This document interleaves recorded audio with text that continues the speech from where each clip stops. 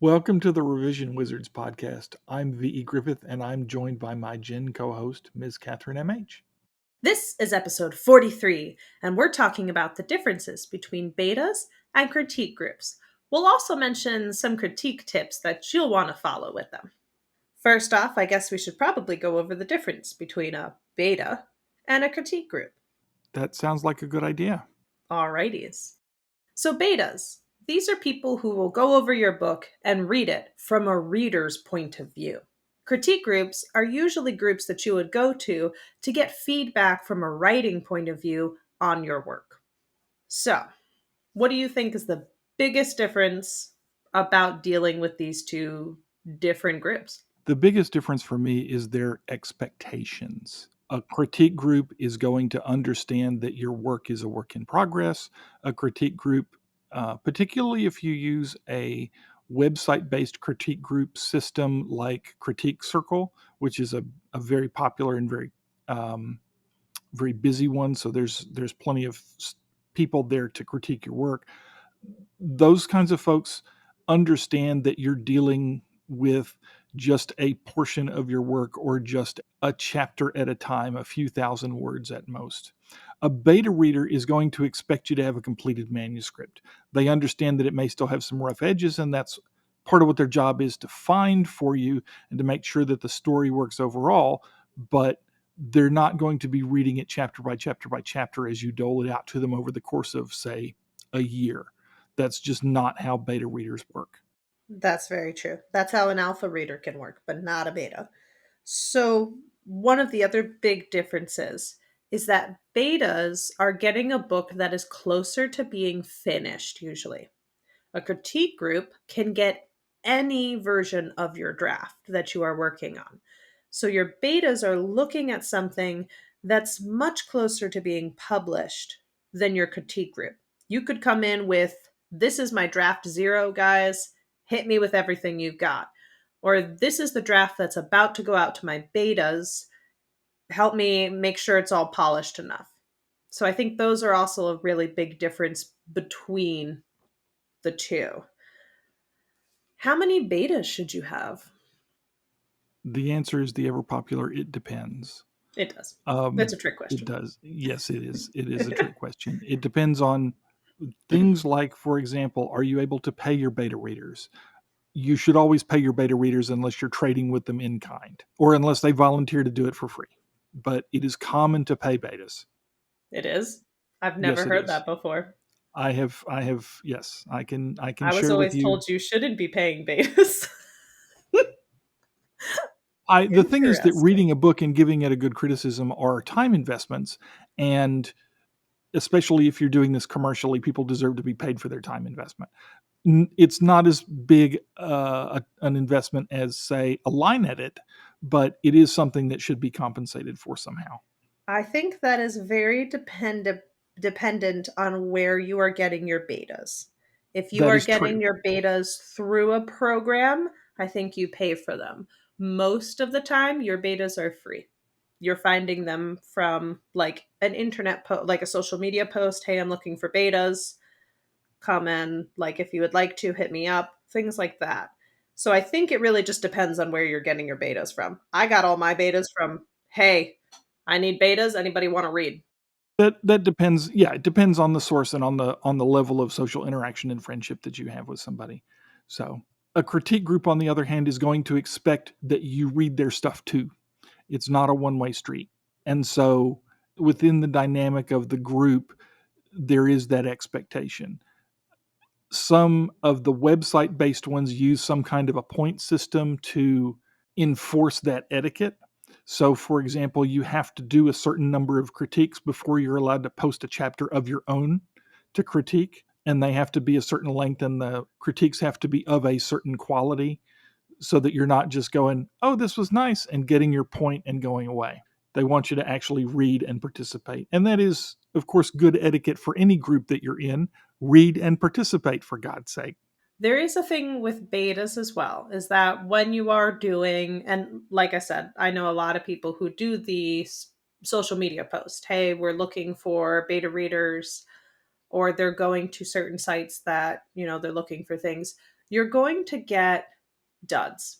You're going to get people who are not going to read through the book. They say they will, they're not going to. The average that you'll probably get when doing it is 5 to 7 betas who will fully read through the book. You might put out a post and get 20 people who are like, yeah, sure. And you might think having 20 people is a good idea. It might not be. So with your betas, don't be afraid to be picky about it. Find out what they read. I've had 3 people who did not read steampunk who have read my steampunk novel. They did not understand some of the steampunk tropes. I now have 3 people who love steampunk, and I've been getting a few messages, which makes my day, about like, oh my God, totally, totally want to wear this outfit. Or just like the random, I really want to build this machine and see it in person. Things like that. So when you have your betas, try to get them within the genre that you are writing in, or those who, will definitely read in that. Maybe they don't mind and have like I'm a jumper. I don't have one set solid genre that I'll read in. So I'm a person who wouldn't mind reading whatever else you're handing off to me. But make sure that with your betas, you're trying to get some people who are pretty strict into that genre. So you are getting feedback for your main, let me put that out there, your main genre. Not all the extra little subcategories, your main one. You can be less careful about that with critique groups sometimes, depending on the level of the work that you're giving them. I would caution against giving them a draft zero. I would not give them anything that I haven't revised at least once, simply because of the way I write and the fact that some of my characters sometimes tend to be, shall we say, rough around the edges and need some smoothing out so they're not quite so sexist and racist. Um, you know, and so because sometimes those elements are necessary in a character, but you don't want to overdo them. And so Mhm. and you don't want to turn your readers off. So you want to be careful about those kinds of things, making sure that your characters are, they don't have to be perfect by any stretch. That's of course what this process is about, making your stuff better. But you do want to make sure that it's not absolute garbage, because that will waste everybody's time. If you can do better first. For my critique group that I'm part of right now, we have 5 members, and our limit for words is 2,500. And that's occasionally it's like, oh, you're over by like an extra 100. That's fine. Like, cool, we got the rest of your chapter. No sense in cutting off the 100 words and being like, here's the 100 next time. So our limit tries to be about 2,500 words. We have 2 weeks in between our meetings. So we meet on a Friday, we go over the work. We meet in a Zoom call, and each person gets about 20 minutes of, hey, we're answering questions, we're going over the chapter, and then you're off for 2 weeks. In the middle of those 2 weeks, you post your next chapter. So this way it gives everybody a full week to try to read your chapter. We need to get back on that because we're all pretty bad. I'm also pretty bad at that one. We're like posting it on Wednesday and everybody reads it on like Friday right before we meet. So that's been good. The thing is you can't control all the time what kind of genres you're reading in critique groups. So you could be getting information back from people who don't read your genre or people who don't understand it, or you're someone who does not understand their genre. I've had that happen where I'm quite lost on one of my people's work, but they're also starting on book 2. So I'm coming in at this at book 2, which has helped a bit because I've been able to point out some things where I'm like, "Hey, is this consistent to book 1?" Since I have not read it. So I'm one of those people who can then point out those little things. But it's going to be interesting for you to have to put aside, well, hey, maybe I don't want to read this person's work right now. Too bad. They've read yours and made comments. That is part of that etiquette. If you are there in that group, you follow the rules of the group. Everybody participates. You want your work done, you will also complete other people's work. The last time I was in a critique group, we did face to face meetings. This was back before the rise of the internet. And so we were not emailing stuff or posting our stuff on a web page. We were printing out 8 copies and stapling them together and giving them to people. So it has been a while since I've done this, but yeah, you did run into the woman who was writing the science fiction with furry animals and the woman who was writing the chick lit who absolutely hated anything that talked that wasn't human. So, you know, just pay attention to the group dynamics, especially when you're joining, to make sure that it's going to be a good fit. And if it's not a good fit for you, don't spend a lot of time reading stuff that you hate or that's not helpful to you. And if the comments are not helpful to you, again, consider whether it's worth your time. You want something that you participate in, that you enjoy participating in. It should not be painful and hateful and hurtful. So make sure that the feedback you're getting is good and helpful. Make sure that the feedback that you're giving is kind and helpful. Because just like you, the people that you're working with have put a lot of time and effort into their writing, and they deserve good feedback just like you do. It hurts when you get bad feedback. It hurts them when they get bad feedback. Don't be that person. Definitely. It's important. And then with your critique groups, there is usually a here's our code of conduct. So make sure you read that over. That's important. In my group, we have a color code system. We have green for it is all clear. You may rip my work apart. I am here to get the most feedback that I can out of this. This is like you go ham on it.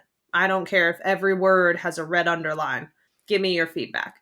We have a yellow, which is I'm still a little bit connected to this story. Maybe this is my draft like 1 right now and I'm looking for some feedback. Be gentle. Red is please dear God be gentle. This is the first time I'm handing this to somebody. I'm still nervous about this. So we have those color codes so we can, see when we open the work because we do all of ours on Google Docs. It's easiest to share it with everybody.